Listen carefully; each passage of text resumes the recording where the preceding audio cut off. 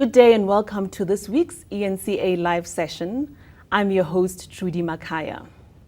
Last month, former DA parliamentary leader Lindiwe Mazibuko graduated from Harvard University. This quarter, I here at eNCALive, not only because it's an amazing achievement for her personally, but because we know there are many other South Africans who harbor the same ambitions. So we thought, let's do a show on studying abroad. What are the advantages of going overseas for your further studies or even for your undergraduate degree? And what are the pitfalls? How does one go about it? How difficult is it? And what do you need to look out for? We have an established panel of guests today who will help us think about these questions. We have Nhlanhla Dlamini, who is founder and managing director of the Maneli Group of Companies and who studied for an MPhil at Oxford and an MBA from Harvard University. We also have Itumeleng Malebie, who is an executive at Alexander Forbes, who read for his A-levels in Scotland and an undergraduate degree in Manchester University in the UK. And as always, our social media editor, Aaron Bates, looking out for our fabulous online audience and their comments. I'll start with you, Nhlanhla. Why study abroad? What made you think of studying abroad? And is it always something that you'd always wanted to do? Thanks, Trudy. So I've always known about the big international schools from the media and from movies even, but it wasn't really accessible when I was at high school or even at university. But luckily I managed to get a conference or a program that was sponsored by Goldman Sachs that was hosted at Columbia University in the US. And in the month that I was there, I was interacting with students who were on campus, and also just walking around made it feel a lot more real than what it would have been if I was just in South Africa. So from that, I just started the process of applying, which was about a 2-year lead time. But it was essentially the time that I spent on campus that made it real to me that a person like me could actually apply and get into a school like that. Okay, so a very hands-on experience that gave you a picture of what it would be like. What was the motivation for you? For me, when I was still in matric, at Holy Trinity High School in Atteridgeville, it's a Catholic school. So the nuns, there did, of course, indicate that there were opportunities, for one to can be in the position to go and study, overseas. And I did a bit of research, on it, and came across an organization called the Educational Opportunities Council, the EOC, which at the time, they were actually identifying, students, albeit black students only, across South Africa, for opportunities, to go and study either in Britain or in the United States. And so that's how basically, I got to find out, about these opportunities and ended up in Britain. Mm. Yeah. But how did you choose Britain? Was it because of what was available and who you were talking to, or was it always a dream to go to Britain? Yes, indeed, there were, opportunities, to go and study in the United States as well.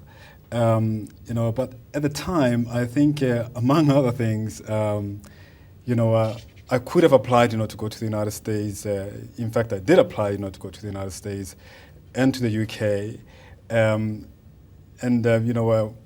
Within the family circles and a lot of people that I had come across, in Atteridgeville, who had already been, on programs, either in the US or in the United Kingdom. I think most of them, pretty much advised, including some members of my family, that, it would perhaps, be best, to start off, with A-levels, in Britain first, and continue, into university. And it was also, assumed that the education system, between Britain and South Africa at the time, and I suppose now, would somewhat, be similar, and it would be pretty much, an easy move, from South Africa into the United Kingdom. Okay. Nhlanhla, you did both the US and the UK. How did that come about? Was it a deliberate choice to do both, or, just how events evolved? A bit of both. So there's a lot to be said about the role of luck. And I was lucky that the scholarships that I was applying for panned out well. With the UK, I was applying for the Rhodes Scholarship, And I think that's a well-known scholarship for many students at South African universities. And I knew quite a few people from Wits who had gotten the scholarship, so they were able to help me through the process and also help me think through getting into Oxford specifically. When I was at Oxford, I realized that I was having a bit too much fun and wasn't quite ready to go back to corporate. So I set about doing another degree, and having spent some time in Europe, I wanted to see what the US would be like. And luckily got into the MBA. But in summarizing, I think a lot of it had to do with the people that I knew and the scholarships that were available. Okay, so people and scholarships. Aaron? Yes, in what terms are of people saying? social media, we've had some comments on this thing of Rotary, for example. That it's a good sort of foot in the door if you're still at high school, that kind of thing. One follower on Twitter saying to us that in all seriousness, the Rotary Exchange program is amazing as an academic and structured gap year post-matric. So maybe not sort of a master's at Harvard, but certainly a way into it. And then another one from a friend of mine, in fact, who is in the UK now at Oxford studying. And maybe you'll be able to relate to this in eNCALive, or perhaps you too, Itu. But on the weather, when you're overseas and a student and you're kind of out of your home country, away from your family. Renee, a friend of mine who's in Oxford at the moment, she says, I would say these other issues, she's talking about the issue of roads at the moment at Oxford, which is apparently a big topic of discussion with students, overshadows the weather, but it's definitely hard to get used to being dark outside at 3:30. Wow. So a slight detour, just bouncing off that, Nhlanhla, just on the roads then quickly. Where do you stand on this? When you applied for the roads, was it an issue that it is roads, it's money that you would be accessing? And how do you feel about it now? So yes, it was an issue, but I think if you scan history and many of these major foundations, a lot of them have problematic history. And it would be difficult to try and erase that history. So I was mindful of the person that Rhodes was, but I think it would have been foolish of me to neglect the opportunity to study at Oxford and also to change South Africa in some of the ways that he had maybe overlooked when he was in power or was governing over the Cape. So yes, it is problematic, but I am overall grateful for the fact that the scholarship is there and afforded me the opportunity to go to Oxford. Okay. And did you have similar considerations, perhaps because it was a different time, not so much that the money comes from a personality, but that it was Britain, you're going to the West at a difficult time, just towards the end of apartheid. Did you feel a difficult relationship perhaps with former colonial masters, that you would be co-opted into the system? Yeah, well, in a way, because also the way the scholarship itself was incepted, it was actually administered by the British Council, and it had to do with the issue of sanctions against South Africa. You'll recall that at the time Britain was still under the premiership of Margaret Thatcher, who was not keen to impose sanctions on South Africa, and they then conceived this scheme called BRUFS, BRUFS, which is an acronym for British Undergraduate Fellowship Scheme. Now that allowed specifically for black South Africans, out of high school to come to Britain, pursue A-levels for 2 years at different colleges across Scotland, England and Wales. And upon completion of A-levels, they go on to university. So in a way, we were mindful because it was, all in all, it was 220 of us, from 1987, up till 1994, spending 5 years or 5.5 years, in Britain, at a time. We're mindful of the fact that the scheme came out of, obviously,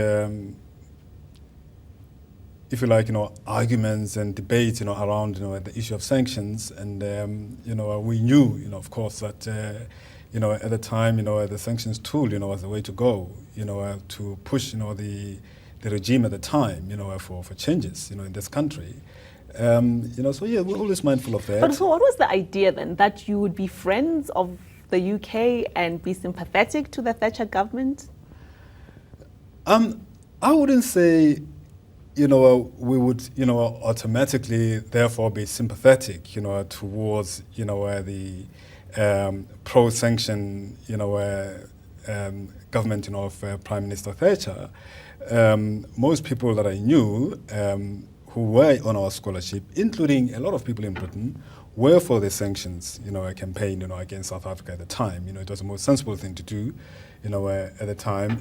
But having have said that, it was a great opportunity, to be there, to interact, with a lot of people from across, Europe, from across the African continent, and indeed, South and Southeast Asia, and pretty much, from around the world, really.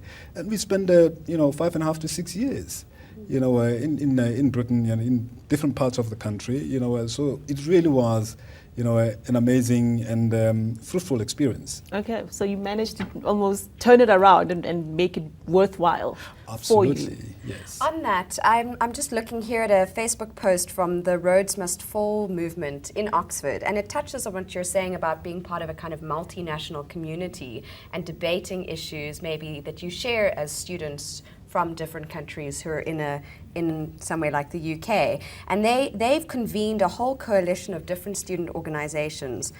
The African and Caribbean Society, the African Society, Pan-African Forum, Black Students Union, and then a racial awareness and equality group. So all these different mixes of students have come together to kind of interrogate what Rhodes means at Oxford. So it seems that tradition that you spoke about of this multinational community has really continued today. Yeah. But tell us about the culture shock. I think this is the positive side of meeting people from all over the world, which is great. But Nhlanhla, was there a sense of shock when you got there? What was most disturbing or surprising to you about both countries? And so maybe let me start with England. So overall, the experience was great, but there are definitely some adjustments at the beginning. The weather was a big one, and I thought I'm a tough guy. I've lived in different parts of the world. I'm not going to suffer the cold, but it really is depressing, and it got to me in the first year. Also, people in the UK, I think, are a little bit less open than South Africans are. So your ability to just make friends when you're walking around is different to what it is here in South Africa. It took me a while to get used to the food. I think the most exotic spice is salt. But on the upside, it's a very open culture. I felt my race or my blackness a lot less there than I typically feel it here in South Africa. Very cosmopolitan place, so it was great to speak to people of different backgrounds, different nationalities. The US, and I'll be brief here, again, a very good experience. I think it was tougher for me because there's a much smaller South African community there. So adjusting. Even at Harvard? Even at Harvard. Okay. So in a school of 1,000 intake every year, I was one of 2 South Africans. Okay. Wow. And by comparison, there were about 30 Nigerians. So it's not that Africa's underrepresented, South Africa is. South Africa, yeah. So that was difficult, but overall, again, the US is a very optimistic, very open country. So after about 3 months, I definitely found my groove. Why do you think South Africa is underrepresented? Because I don't think it's just Harvard. Probably most of the US, perhaps more so in the UK represented, but not much in the US. Why is that? Are we intimidated or just not enough opportunity? I think it's a couple of things, and I've thought about this when I was in the US. The one is that I think we've got great universities in the country. So typically when people have gone through a 4-year undergrad or even done a master's here, the marginal value of going overseas is a little bit different for them in comparison to other African countries. I think a second factor is the legacy of going overseas for scholarships. So Kenyan and Nigerian scholarships have been long-standing with the UK and with the US. So you've got that generational effect and social network that you can pull on if you want to go to the US. And I think there's also a bigger premium in those countries if you've studied abroad. I think South Africa recognizes if you've gone to Oxford or Harvard, but they don't put you on quite the same pedestal as in places like the rest of Africa. So those are some of the things that I noticed, but I'm sure there's more to it than that. Okay. Itu culture shock? Did you, 6 whole years, most of it And under in Thatcher. Scotland. Yeah, it was, because I recall, upon arrival, we arrived there in April of 1988, and I guess, it was a bit strange, for London, specifically, because it was snowing, in London at the time. So it was first time actually witnessing the snow. So it was also a bit exciting, to see that. But now, bear in mind that we got there in the autumn, and then we're in the summer, in the summer months. But by then, because we only spent about a week in London, and everybody had to go to their different A-level colleges, and I was based in Edinburgh, Scotland. Come winter, to my amazement, I don't think I actually ever saw the sun, from around September until the following year in June. There was no, it would just be light, outside. And I mean, coming from But Pretoria, this then is serious. Yeah, coming from Archangel in Pretoria, it is quite serious, So, and then it would be dark until 9 o'clock in the morning, and then it's just a bit light, for about 6 hours, and 3 o'clock in the afternoon, it gets dark again, and then that had been happening day after day. And I remember after writing my A-level exams, I went, to visit some friends in the United States. So it was also sort of cloudy, even when I got to London. So by the time I arrived in the United States and I woke up the next morning and I opened the curtains and there was just this light, coming through, almost like, you need sunglasses or something, So that was, sort of threw me off, a bit. And making friends and meeting people? The Scots, I found the Scots to be generally, friendly people.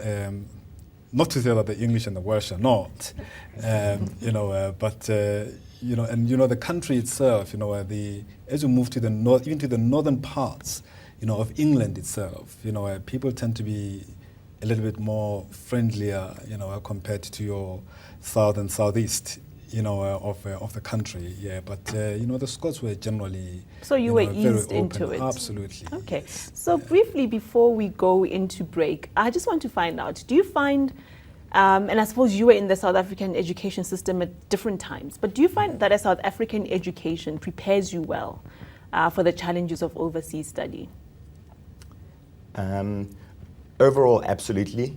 So I didn't feel like I was on a back foot in any way when I did my degree. But the one thing that I noticed starkly when I started at Oxford is there's less of a focus on interdisciplinary studies in South Africa and lateral ways of thinking. So my undergrad was in computers, and I did a master's in international development.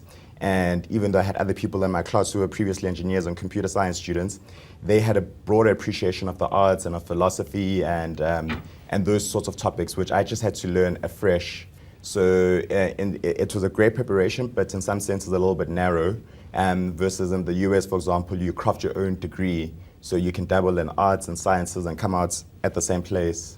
Okay, so that's more about lateral and be multidisciplinary. Yes. But in terms of rigor, I suppose you did a different degree, but still, did you find that there were basic skills that you were lacking that were required in your further study? So the skills that I was lacking were expected. So long essay writing was something that I wasn't used to, and I had to learn quickly when I started doing my MPhil. Similarly with research, I didn't do a big body of research, and that I had to do.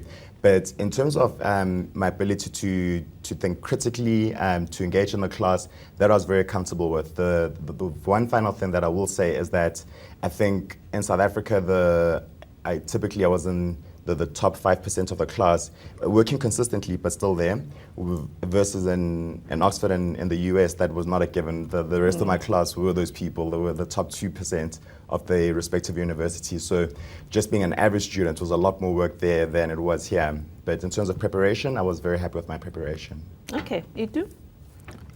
I think perhaps my experience was somewhat different from yours, in the sense that I started off with A levels, and it was extremely difficult, in the sense that I think my course tutor picked up that I was actually thinking in Setswana and doing translations, and you can imagine what comes out at the other side. And then fortunately, there was another lecturer, at the A-level college where I was, who came from Cape Town, Professor Charlene Dias. She's now a professor at the University of Western Cape, who was able to really guide me through, and prepare me, to basically ride, these A-levels for 2 years. And by the time I got into university for my undergrad at Manchester, also, things were a lot easier. I was really able to, participate, in tutorials and seminars and be able to think in an abstract manner and put forward arguments and, be able to pull different arguments from everywhere and put them in a, if you like, a concise and, expected manner. We're going to have a quick break. Of course, not everybody can afford to actually go and study overseas, but that doesn't mean that the opportunity to learn from international learning is not available. There's a quick package that we're going to show now on online learning. Of course, there are some reputable institutions that offer such courses and others not so. So it's very important that one is careful about how one chooses their online learning courses. We're back in 2 minutes.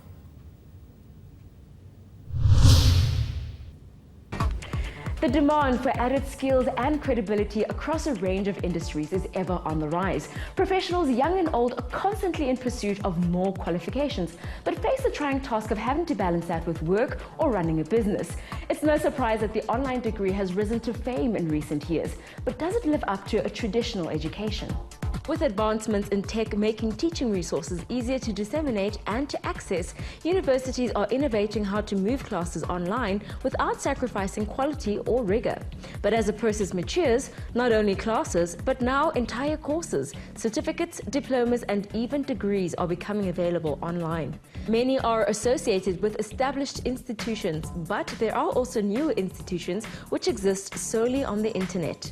I would say e-learning assists in bringing learning across different contexts and also to accommodate the mature and non-traditional student. Not everybody has got the opportunity to start studying straight after school. A lot can be said for students and employees who are self-motivated and disciplined enough to juggle independent study with work or running a business. But there is also important learning that happens with social interactions, when students in a class debate and engage with other people's ideas. Of course, cost is a huge factor when comparing traditional education to online alternatives. Students who do not have the money to travel to Sydney or New York can now access those international institutions at a fraction of the price. We're using both synchronous and asynchronous tools.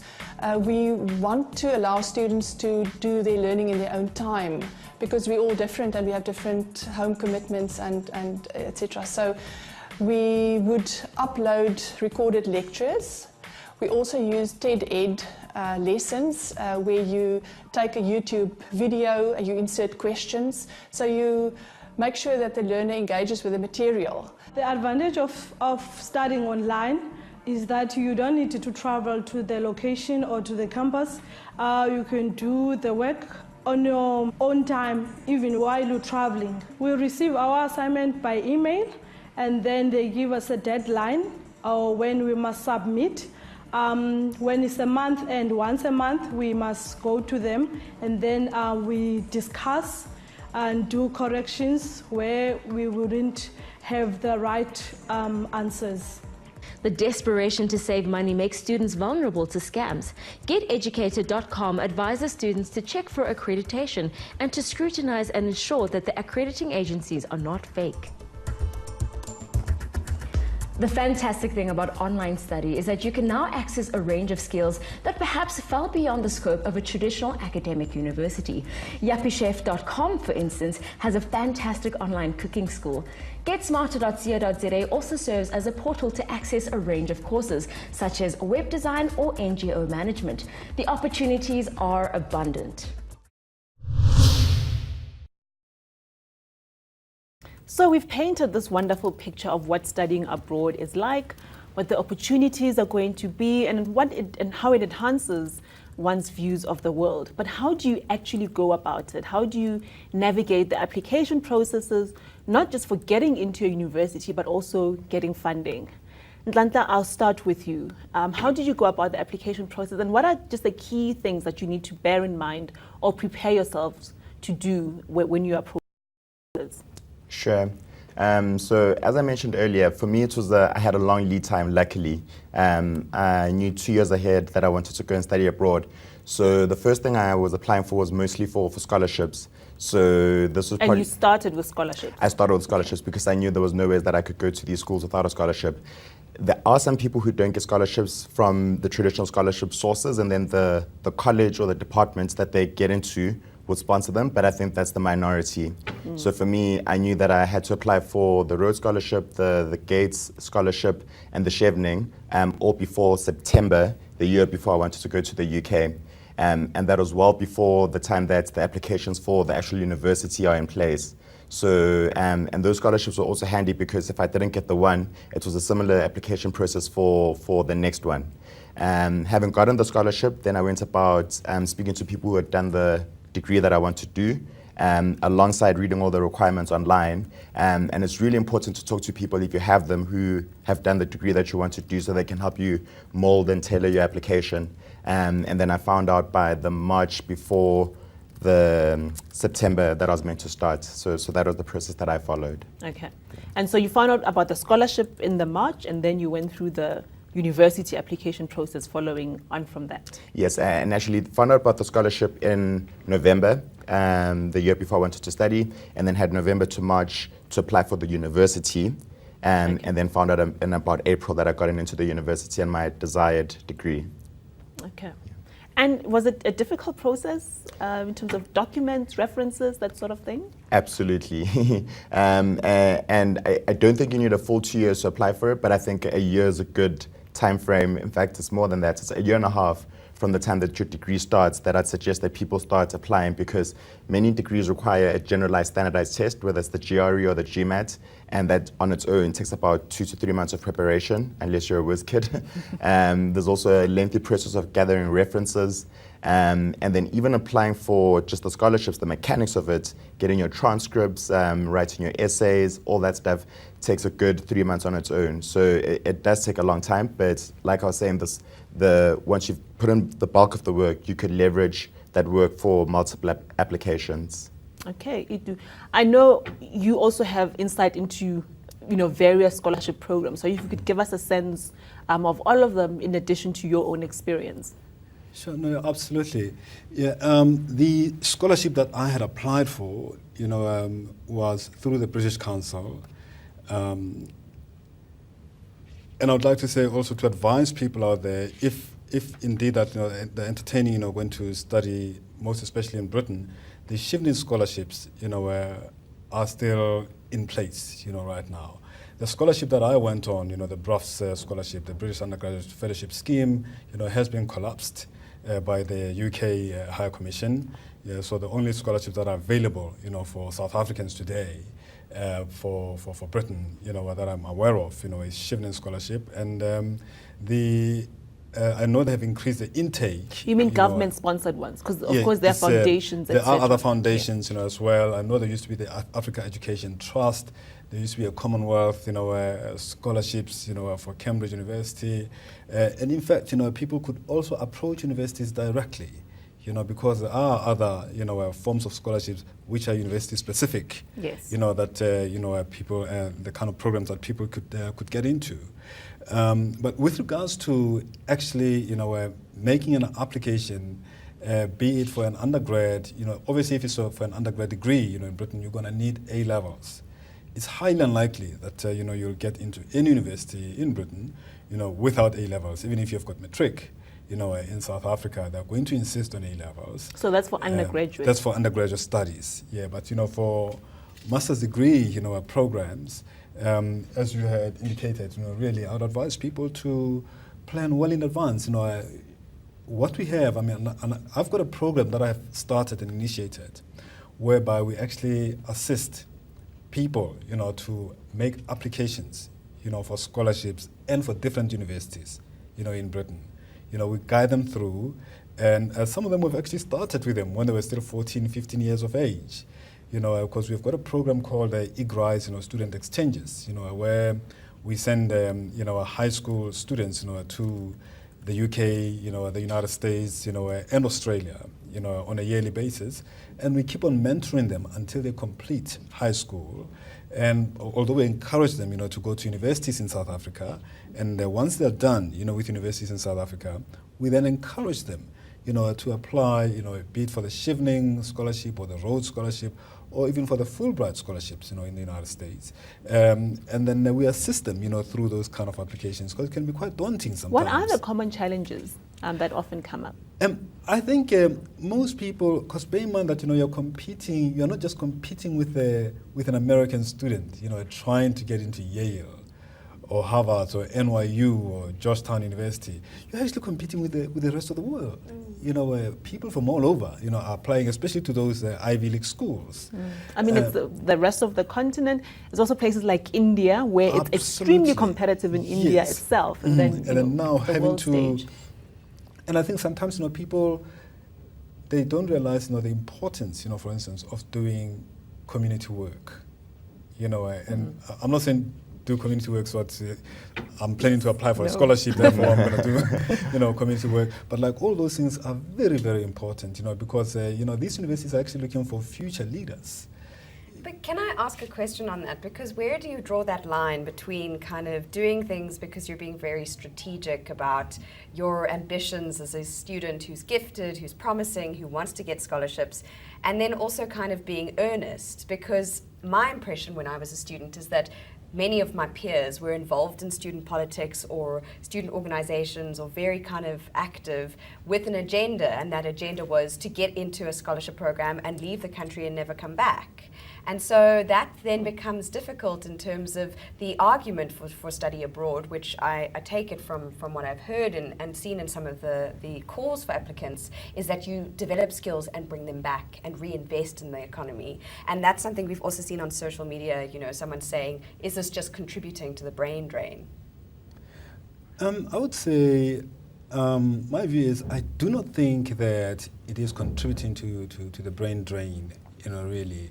I mean, you can never, it's going to be difficult, to force people to come back, to South Africa. Yes, unless it's a condition, which it rarely is. It's going to be difficult, to do that. However, I would say, and I have been in instances whereby, I was actually I was one of the panelists, interviewing for people wanting to go, and study in Britain or the United States. And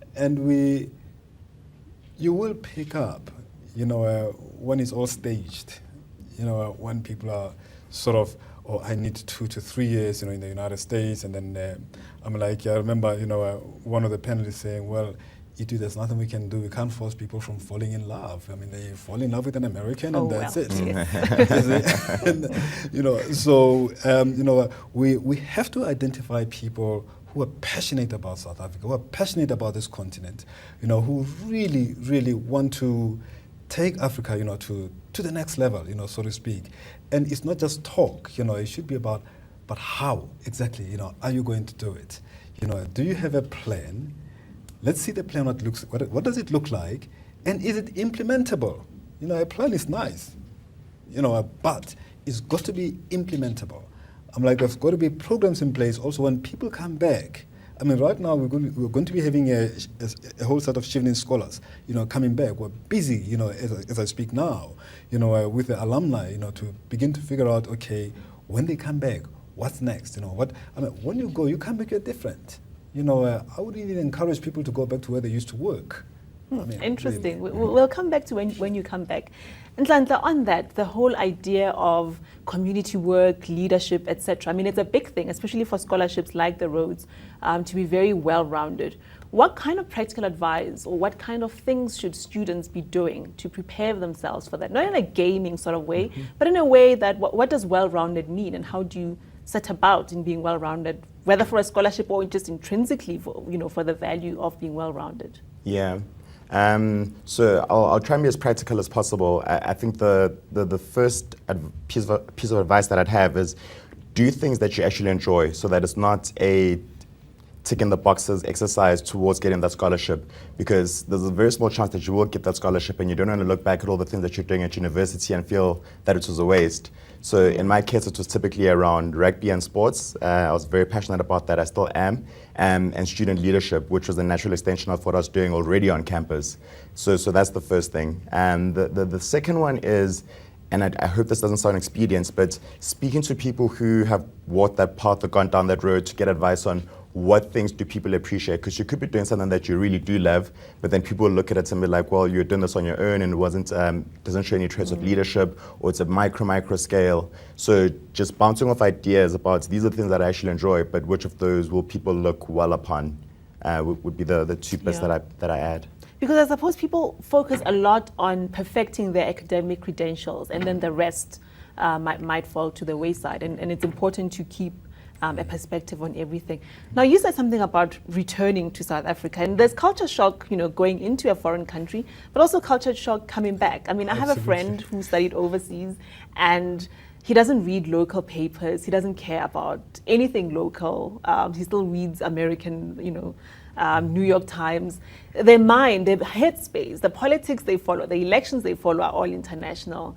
And they kind of disengaged with South Africa and don't feel like they belong or that they can relate to it anymore. How do you deal with that kind of reverse culture shock when you come back? One, I definitely want to recognize that it is a factor. Even if you've gone for a year, coming back to South Africa is a little bit jarring. Socially, personally, in terms of your friends and where they are, media-wise. And I think it's not necessarily a bad thing that people still have one leg abroad, because South Africa is far away from the rest of the world. It's not easy for us to jump on a flight or a train and still be connected with your friends. So to come back and be insular again, I think would be a miss. But having said that, I think it is a problem when people's entire lives are still stuck that side in terms of the media they consume, and also in terms of the friends that they consume. I've got a lot of friends who go abroad, come back, and consider themselves as part of the expat community, and it makes no sense to me. Isn't that strange? So I'd say, yes, it is difficult to retransition, but people should try and keep legs in both countries or both geographies. Yeah. What you're saying touches on some of the comment we've had on Twitter around culture and just the kind of the wealth of cultural experience you have, how it changes your perception of South Africa, but then also how maybe when you come back you're this hybrid, or you've been through an experience that means you don't quite fit the way you used to. Renee says, for example, studying abroad is a great way of getting a new perspective on your own country. Then we have the mother of a student from South Africa who's doing medicine in China, and she says it's difficult for him to adapt, but South African students are thriving and loving the culture, which is very, very different in your first year. So thriving, loving the culture, but then you come back and you miss all of that. And I suppose I'm quite interested in your experience, Itu, because you came back, I suppose, in the early 90s when South Africa itself was going through a transition. So I think now when you come back, perhaps you could also get lost in a circle of people, of South Africans who studied abroad, or be in the suburbs, for instance. Whereas when you came back, you probably went back to Atteridgeville, in a country in turmoil. How was that experience? Yeah, I remember I came back, I completed my degree in 93, June, and a few months later, I think within about a month or so, my friends, were back in the UK, were going to be traveling around the world. I was not finding a job either. And somehow, with the little savings that I had, I actually decided to go back. I took a year off, and I decided to go back, to Britain, and we just traveled around, for a whole year, and then came back. And I think I was more ready, when I came back, because bear in mind that it had been a whole 5.5 years, and then now you're at the end of the period. We have not even voted, for the first democratic elections. And when one used to be able to sort of, just walk down the road and get a pizza and come back, in your flat, there you are, you're in Atteridgeville, and you sort of feel like pizza at 8:30 in the evening, and go like, oh my, I need to drive into town somewhere. And then it's like, oh, okay, whatever, you know, and then you readjust. What about your friends you'd left behind? Could you still relate well with them? No, absolutely, you know, absolutely. I'm like, especially, you know, my neighbor, you know, who, I mean, we grew up together, and I was in contact, you know, with him, you know, there was no SMS and and cell phones and things, you know, through letters and things like that, you know. So, yes, you know, I was able to reacclimatize. And of course, you know, you have to understand that you shouldn't come back and sort of become some American, you know, in the middle of Atteridgeville or Tembisa or Soweto, or some Englishman, you know, in the middle of Botshabelo or Langa or Umlazi. You know, you need to come back and understand. I mean, obviously, it's not like you're born in Britain or in the United States. You know, you grew up, you know, in this country. You know the culture. You know the challenges. And, you know, of course, you know, you re-acclimatize and then share with people what your experiences, you know, have been, really. Yeah. So re-acclimatize, Absolutely, yeah. and doing so very consciously, I suppose. It just won't happen automatically that you'll fit in right back as if nothing ever changed. Yeah, and of course, I mean, there were some challenges and serious challenges, you know, wherein you've got an appointment, you know, with somebody for 2 o'clock, you know, in the afternoon, and you get there, and then they're not there, and then 2:05, 7 minutes past 2, you're gone. And then you get a call, you know, in the evening when you're at home that, hey, I came and you're not there. Why didn't you show up? Certainly, I mean, challenges. We've had some comment, for example, someone here on Twitter, Bedo Brando, that's the handle, says, studying abroad is challenging, it's not good. They studied in Cuba, shared one room between 8 people. It's not easy when you're from South Africa, but it is good for your obituary. They say. And then someone else here with the Twitter handle Sibahle Kisani, who says you have many opportunities with a well-known college or university, so that it opens these doors. And that's you know the impression that I get, that people on social media are saying it's this golden door of opportunity, but the actual lived experience maybe is more kind of mixed. It's got its challenges. Yeah. And I can certainly agree with the first comment. I think we've been painting a rosy picture, but there are patches where it is very, very difficult. So in my instance, I was helping my family while I was working before going to Oxford, and then I had to stop that support. So when you're away and you're distant from your family and they're going through difficulty, that's very difficult. And similarly, the scholarships are great, but then there are times where you just run out of money and you'd be much better off running out of money and being broke with your family as opposed to being broke in a distant place. So it can be very lonely, and there are difficult times. And then you have the added burden of the currency difference. You know, if you're paying international fees, it can be, I've seen on Twitter from some of our audience, hundreds of thousands of rands. The Chinese student, he's paying 90,000 rand a year, or his fees are 90,000 rand a year. And then if you do have financial difficulty, if it's 19 rand to the pound and you phone home, and your family's already struggling because you're not helping with an income, I mean, that's a real challenge. Yeah, it's a real sacrifice, I think, when you actually in the process of attaining these achievements. I think we shouldn't underplay that. But when you do come back, the labor market, the job market, do you find opportunities where what you thought they were? Any surprises? So I've been back in the labor market for 3 years since graduating from my MBA. And so far, not too many differences. And I was sort of aware of that I think the benefits, if there would be any major benefits, would be 5 or 10 years out in my career. But there haven't been any major differences in how I've been received or how I'm treated based on what my CV now looks like. I'd be interested to hear from Dr. Malibia if over time if that changes. But for now... But as an entrepreneur, when you say I have a Harvard MBA, don't they just give you money? How is that not the golden door of opportunity? So there are times when I do throw it in there.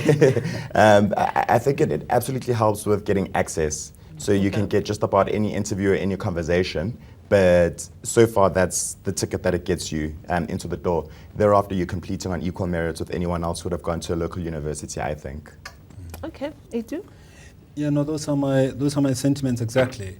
However, you know, I must say that whilst we were still in Britain, in our final year, specifically, there was something that was called the South African Education Project, where as students we actually organized and invited South African companies, to come to Britain and interact, with the final year students, be they at master's degree level or whatever. But also bear in mind that, also during that time, I think the country also was actually looking for a lot of black people, to occupy, certain key and strategic positions in the economy. But it must have been an odd dynamic. You go into a workplace and you, a black South African in the 90s, coming with a degree from the UK, and your boss has, a good degree from UCT, but still, doesn't it, was it jarring? Did they feel threatened by you?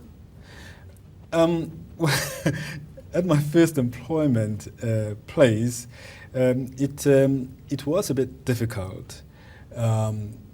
In the sense that it was almost like, I was expected, to, for lack of a better expression, to toe the line. And I think, my superiors then, found it rather odd and bizarre. And then I then decided that I was not going to work for a South African company because they were going to have some serious challenges and issues. Then of course I moved on, and worked for Citigroup and Merrill Lynch. Yeah. Okay. So you came back, challenges, but you did find opportunities that absolutely, you were yes. able to capitalize absolutely. And on. over time, of course, like I said, you sort of, need to get people. Transformation is very difficult and hard, on its own. You have to get people to understand that it is a necessity. It has to happen. Even under 20 years, after 20 years, there's still some challenges. Yeah, so I'm pretty much excited and bullish about South Africa. I think for those who do get an opportunity to go study abroad, they should do it. It will definitely widen their horizons, and also to be able to really have touch points around the world.